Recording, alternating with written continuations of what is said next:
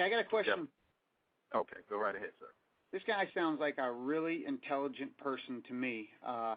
I'm a big fan of I just can't understand. I mean, granted, I'm only 39 years old, but I got friends that are the same age as me, grew up in the same neighborhood as me, and they've never, that I've seen, and we used to hang out a lot, never even been subject to racism, but once we, got older a little bit and they went their way and I went mine and I met up with them, later on in life, they got this attitude that, oh man, my people and we were treated so bad for so long, and I'd ask them, say, look here, Josh, what are you talking about? You and I grew up in the same place, and this gentleman seems to kind of, understand more along the lines of, hey, we need to get over it, and especially if it never happened to you. May I ask, are you a white person or a non-white person? I'm black. Okay. I mean, we grew up in the same town, right out, side of Detroit, Michigan. There was only about three of us that hung out that were black. Oh no, four, because Ramon was with us.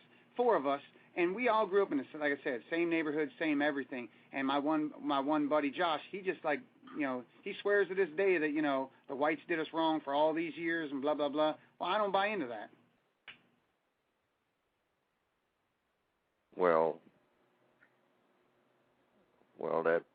that's a prerogative. I mean, a person can say that they don't buy into it, but that's a statement that a person is entitled to make.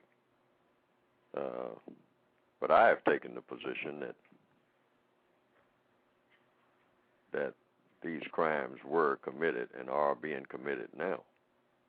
Otherwise, there would be no point in my presentation as of this moment. Right. Well, it did take place. I've heard about it. Heard about my grandparents, the whole 9 yards. I get that, but it didn't happen to me. So I can't just keep bringing up something that happened to my grandparents years ago. I can't dwell on that. Well, if it's not happening to you now, then that's very fortunate for you, and I'd like to know how that was done, because I have made the statement consistently that if a person is non-white, that person is, as of this minute, not 100 years ago or 500 years ago, subject to the system of racism. System of racism is a worldwide system. It takes in everybody who's non-white. And that is why I wrote my book, and that's why I'm having this conversation now. Now, that is either true or false. Now, just because I said it's true doesn't make it true. But in my evaluation, it is true, because I've never seen any situation that wasn't dominated by racism. I've never seen it, and I've never heard of it, because I was searching for it. I've always searched for a situation that was not dominated by racism. I have never seen it, and I've never heard of it. In all my travels and whatnot, I've never talked to anybody who says they know of a situation like that. And once I've talked to people who said that they didn't believe that that was a situation. So, but on examination, when I talked and asked certain questions about economics, education, entertainment, labor, law, politics, religion, sex, and war, I've never been in a situation or talked to someone who has been in a situation where racism didn't dominate one or more of those activities. Of course, if it dominates one, it'll dominate the rest of them too. That's what domination means. Once a person gets domination of one essential part of a person's existence, that's any kind of domination. Once a person dominates one essential part, that person or persons will dominate all the other parts, because all of the parts are interconnected. They're not disconnected. So it's just like a chain reaction. In other words, like holding the end of a chain. Now the chain may go over a building and through a building and around the corner and up under the ground and whatnot. But if that chain is around your neck or around your wrist or whatever, whoever jerks that chain, even though they are out of sight, you're going to feel it, because you're connected to the chain. and they're connected to the chain. You're just kind of sounds like to me that you're just, pushing it along even more. I mean, you're not wanting to get over it. You're just wanting to make an excuse for it. Oh, well, I could do that if it didn't exist. See what I mean? Well, it doesn't. That's the only way I can make an excuse. Now, if like the conversation started off saying that it existed a long time ago, my grandparents' day and all like that. Well, it did exist then, but what I'm saying is it exists now. I don't believe in fighting a battle that's long been finished, and no one should. That's complete insanity. I mean, that is certainly, you're trying to solve a problem that doesn't exist. See, but the problem that I'm saying does exist in all of the areas of activity, and it exists 24/7 worldwide. Now, whether a person recognizes that or not, that's a different story. Right. Mm-hmm. I understand. Yeah, I understand that. It just seems to me like, how can you continue a battle that nothing, that you had nothing to do with, and like you said, if it's been started like when my buddy Josh's grandparents, it happened to them. But like I said, to my best knowledge, it never happened to us. We grew up in the same place. We hung around the exact same people. We weren't treated any different than the white kids, and I just have a hard time with it now when I go home and see him, that now all of a sudden he's he's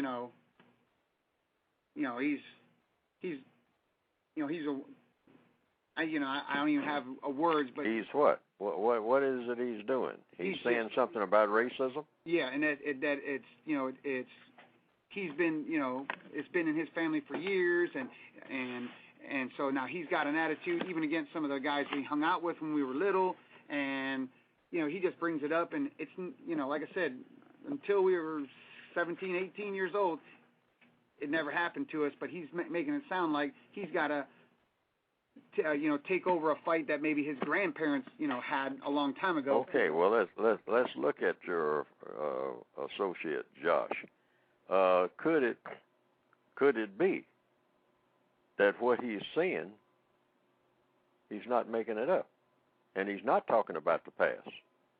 Could it be possible that he's talking about something he's looking at right now, and that what he is saying is that he sees it, but that you don't? Is that possible? Absolutely. Well, see, that could be the case. Now, it could be, like you said, that he's making it up, but I don't think he's making it up, because I see it too, and I've always seen it. I've never been in a situation where I didn't see it.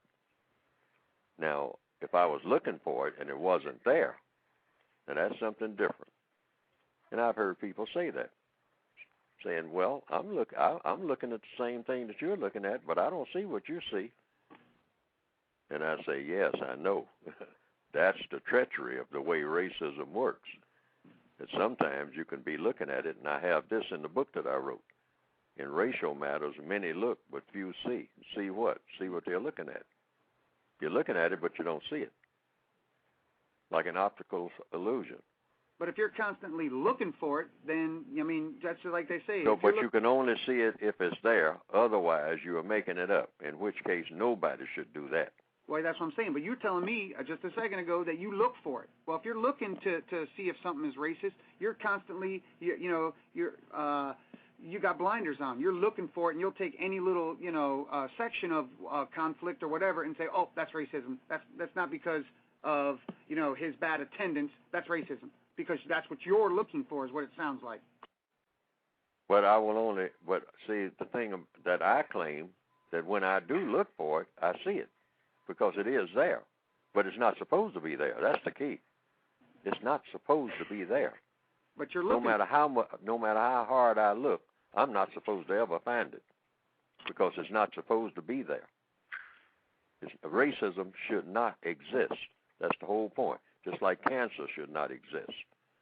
See, now I can look past cancer, I can not recognize it deliberately, or I can recognize it deliberately, but I make up my mind that I'd rather not think about it, so therefore if I don't think about it and I'm not feeling the pain directly at that moment, because I'm laughing about something, Like a cancer patient has laughed, but the cancer patient still has cancer. See what I mean? So racism is the same way. Black people laugh all the time. They're the laughingest people in the world, collectively. Nobody laughs like black people. In fact, there's more jokes made about laughing black people than anything else.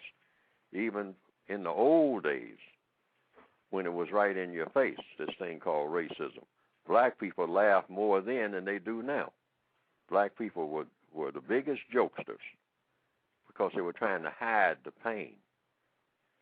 That's why.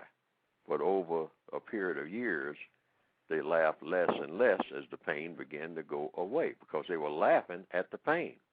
They were trying to laugh off the pain. And now a lot of us try to put on the blinders to not see what is causing a world problem. Now, a person can look at President Obama and say, he doesn't really have a problem, like President Obama said himself, said, I'm trying to get health care for the people that don't have it. See, I have health care, me and my whole family. I will never have to worry about health care. I will get top-of-the-line health care. I already know that. He said, I'm trying to get it for the people that don't have it. He said, so if you're talking about me individually, he said, yes, I got health care, but that doesn't necessarily mean that I'm not supposed to be concerned about other people not having it. See what I mean? So racism is the same way. There are some people who say, well, I've been able to skirt it, and I've been able to get by, and I've been able to do this. In the neighborhood that I was brought up in, I was able to shield myself from it. But see, the fact that you shield yourself from it means that it's there. And it shouldn't be there for you to shield yourself from it.